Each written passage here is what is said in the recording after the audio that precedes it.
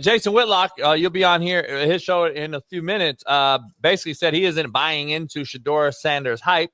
They're turning him into gold chain wearing Tim Tebow. And I just and he said it's going to blow up in their faces. What did Jason mean, you think?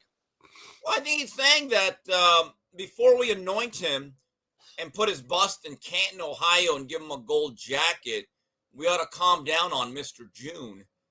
And I tend to agree. I mean, you're throwing against air. I mean, this is like a fighter looking good hitting mitts. I've never seen a professional fighter who did not look like a monster hitting mitts. That's the God's honest truth. But look, he's going to have a shot, and I've said this to Whitlock. I think come August, whether we like it or not, and I am curious, every single Browns preseason game, I'm going to watch. Yep. I'm curious. I think it's the biggest story of the preseason, believe it or not, Coach. I agree with you 1,000%. And I understand, like, you know, what Whitlock is saying here, but I just think the comparison to Tebow is not fair, because we kind of knew, like, Tebow was a great college quarterback because of his style of play, but we knew his arm, a lot of the mechanics just wasn't really there for the NFL.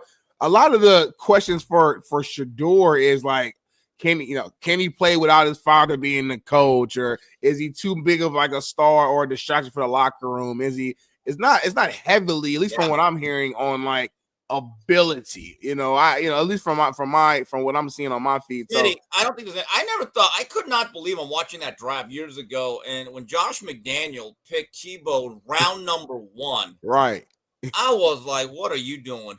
It just didn't make sense. I mean, he had a release. If Charles Barkley's golf swing was an NFL throwing motion, that would have been it. It was all clunky. Or Hideo Nomo had like 18 different parts. It took forever, and you were never going to change it. He never took a snap under center. Right. And Shedeur is good. He's a skilled passer. The thing is, he's always going to look good in OTAs for one reason. Right. There's no pass rush.